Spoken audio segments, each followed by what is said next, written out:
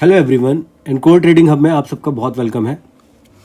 आज के लेवल्स को डिस्कस कर लेते हैं और जो ट्रेड के लॉजिक्स हैं उसके बारे में थोड़ा सा डिस्कशन कर लेते हैं। आज डेट है हमारी 23 नवंबर और डे है वेडनेसडे, एक्सपायरी का एक दिन पहले।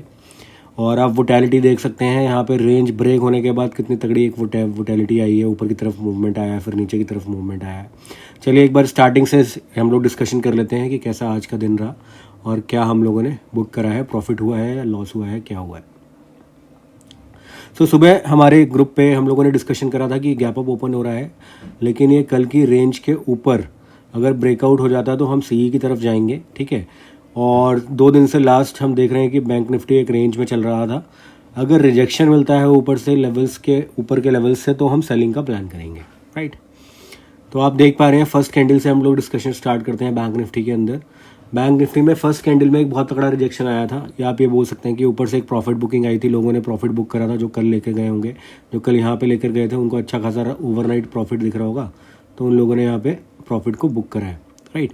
ये हो सकता है एक रीज़न, और एक ये भी हो सकता है कि भाई ऊपर से रिजेक्शन आया है, ठीक। तो मैंने जो शुरुआत में पहले तो आप लोगों को यही बोला था कि भाई कॉल को हम परचेज़ करेंगे, बट यहाँ से जब रिजेक्शन देखा तो फिर मैं पी की तरफ गया और मैंने पुट को क्या करा, बाय करा। पुट को मैंने बाय करा था 920 के आसपास, और बहुत छोटी क्वांटिटी 100 क्वांटिटी के अंदर काम करा था मैंने। 124 के अंदर मेरा बाइंग प्राइस था। Both indices facing rejection, bought P with day high sell, और मेरा एसएल जो था वो डे का हाई था, ये वाला लेवल जो रिजेक्शन वाला लेवल था। नीचे एक सपोर्ट है, ये जो ग्रीन कलर का आप जोन देख रहे हो, जो ये ग्रीन कलर का जोन है, ये हमारा वेडनेसडे 16 नवंबर का एक सपोर्ट लेवल है, 17 का सपोर्ट लेवल है, राइट। वहाँ पे ये पहले एक रेजिस्टेंस था। आज मार्केट ने इसको गैप अप से क्या करा, ब्रेक करा है, और ब्रेक करने के बाद नीचे आया। नीचे आने के बाद यहीं से एक बहुत बड़ा ऊपर की तरफ पुल दे दिया कॉल की तरफ, राइट। और हमने इसमें लॉस बुक करा है अपनी पी के अंदर, ठीक है, यहाँ पे। और इसका एक रीज़न था, मैं आपको बताता हूँ। ये ट्रेड ऐसे ही नहीं ले लिया गया था कि बस पी ले लो, जब आपको दिख रहा है कि मार्केट तो ऊपर जा रहा है आप पी क्यों ले रहे हो। पी लेने का रीज़न ये था कि भाई देखो, आपके मार्केट जो है ओवर स्टैच हो चुका है, ऊपर जाता जा रहा है, ऊपर जाता जा रहा है डेली, है ना। और दूसरा रीज़न ये भी था कि ऊपर से ये आप देख रहे हो कि पहली 5 मिनट की कैंडल रेड बनी है, सॉलिड रेड, राइट। और यहाँ पे इसने एक नीचे की तरफ नेगेटिविटी दिखाई है, और मेरा जो एसएल था वो कोई बहुत बड़ा नहीं था, वो सिर्फ यहाँ की रेंज का था। तो मेरा एसएल भी लिमिटेड था, मेरी पॉकेट साइज़ के हिसाब से था, जो मेरे प्रॉफिट्स होते हैं उसके हिसाब से ही मैं लॉस भी ले रहा हूँ, राइट। तो उस हिसाब से ही था, मतलब रिस्क एपेटाइट के अंदर था, ऐसा नहीं था कुछ कि आउट ऑफ द बजट निकल जाएगी चीज़। इसलिए मैं एक सेलिंग की तरफ गया, ठीक है ना। और इसमें मेरा एक एसएल हिट हुआ है। और इसमें आप ये भी देखोगे कि हम लोग जब ये ट्रेड लिया था मैंने पी तरफ का, तो हमने ये देखा कि जो डाउ जोन्स था वो 12 पॉइंट नीचे नेगेटिव आ रखा था, ठीक है। इस चक्कर में मैं और था, और हमारा इंडियन पॉजिटिव था, तो इस चक्कर में मैंने क्या करा कि चलो इसको हम नेगेटिव ट्रेड एक पी की तरफ को ट्राई करते हैं कि क्या होता है। बट शुरुआत में आप देख पा रहे हो जैसे कि पूरे दिन तो मार्केट रेंज बाउंड रहा है यहाँ पे, ठीक है। यहाँ पे मैंने तो अपना लॉस बुक कर लिया था। लॉस मेरे को कितने का हुआ वही मैं दिखा देता हूँ। स्टिल होल्डिंग एसएल डल 10:30 बजे के आसपास या 10:35 के आसपास मेरे को लॉस बुक कर लिया था मैंने। फिर एक सीई की तरफ पोजीशन बनाई थी, सीई की तरफ पोजीशन बनाई थी इस चीज़ को देखते हुए कि भाई चलो हमें एक नीचे से समझ में आ गया कि एक अच्छा सपोर्ट मिल रहा है और यहाँ पे एक बाइंग प्रेशर आ रहा है नीचे से। तो हम लोगों ने ट्रेंड देखने के बाद जब पी में स्टॉप लॉस हिट हो गया 10:30 बजे के आसपास, तो 9:30 से 10 बजे के बीच में, 10:30 बजे तक हम लोगों को 1-1.5 घंटा स्पेंड होने के बाद हमने ये प्लान करा था कि भाई चलो अब सी का ट्रेड लेते हैं, सी की तरफ एक मोमेंटम आ सकता है।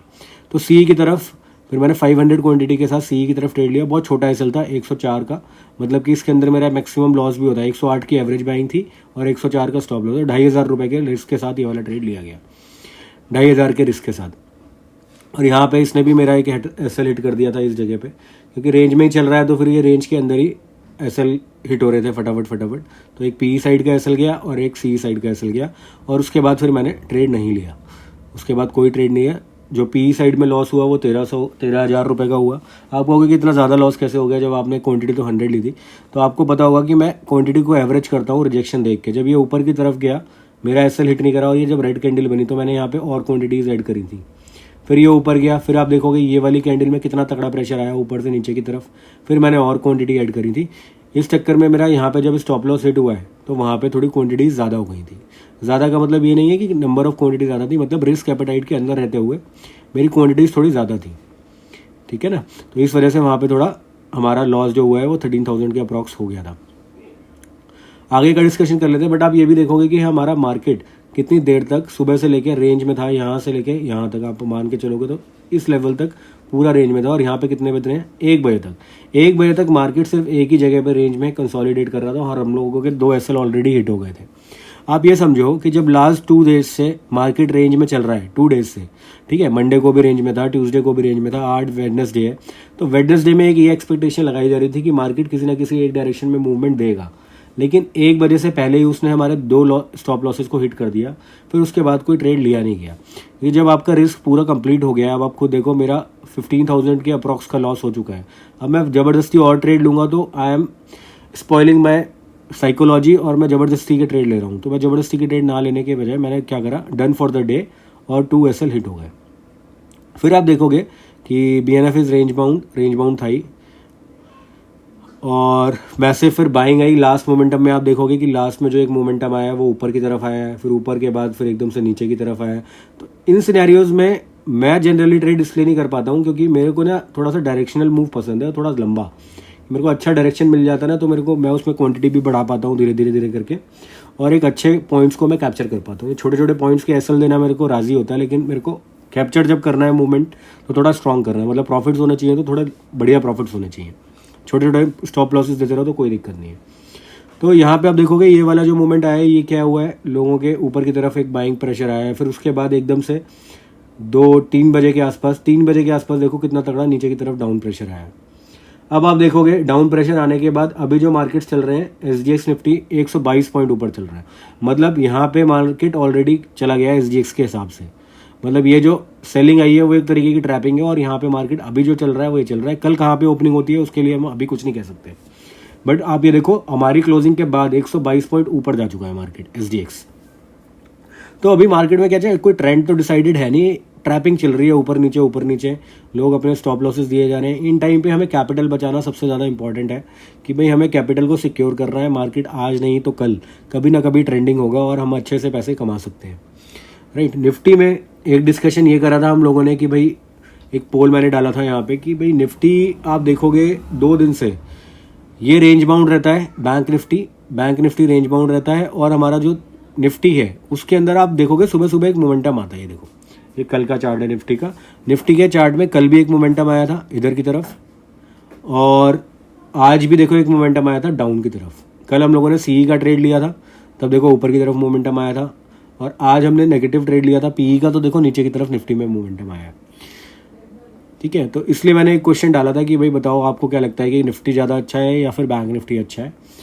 अगर हम प्लान करेंगे भी निफ्टी में, यहाँ पे सबसे ज़्यादा वोट्स आए हैं कि भाई लोगों ने वोट करा है कि निफ्टी अच्छा है बैंक निफ्टी से, तो कोशिश करेंगे। देखो नेक्स्ट मंथ से हम लोग निफ्टी में भी थोड़े से ट्रेड्स करेंगे।